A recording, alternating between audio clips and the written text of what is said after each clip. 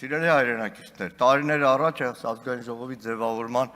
հենց առաջին օրերից հայտարարում էր քաղաքական մեծամասնությունը, որ հիմա քննիչ հանձնաժողով ենք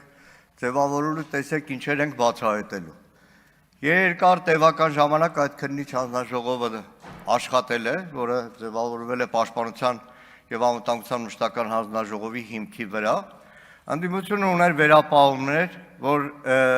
դա հանրային վստահություն չունեցող քննիչ հանձնաժողով է լինելու, բազմաթիվ հարցեր, հարցականներ մտանալու են օդում կախված, բայց այնուամենայնիվ, ըստ կանոնակարգի ազգային ժողովում ձևավորել է քննիչ հանձնաժողով, որը նորից եմ ասում, ոչ թե հրապարակային, այլ առնվազն գաղտնի ձևաչափով այն պատգամավորները, որ ունեն թույլտվություն, քննիչ հանձնաժողովի նախագահը պետք է պաշտոնապես ներկայացներ այդ զեկույցը։ Բայց իրավական տարբեր հիմնավորումներով այդպես էլ ազգային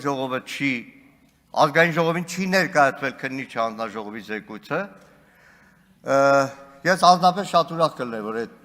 ներկայացվեր առնվազն այն մասը, թեև ասում եմ բազմաթիվ հարցականներ, հարցեր կան այդ զեկույցի հետ կապված, բայց պետք է արձանագրել, որ այս խորհրդարանը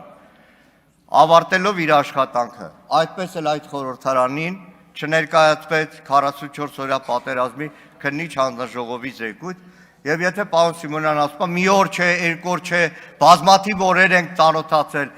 ով պետք է ծանոթացել է առնվազն մեր խմբակցությունից, նաեւ գիտեմ պատիվ ունեմ ինձ, բայց այդ թղթածրարը, որ կարդացել ենք, հիմա դա ինչ է, զեկույց է համարվում այն, ինչ որ ներկայացվում է ազգային ժողովին։ Ազգային ժողով նման փաստաթուղթ չի ներկայացվել, այսքանը։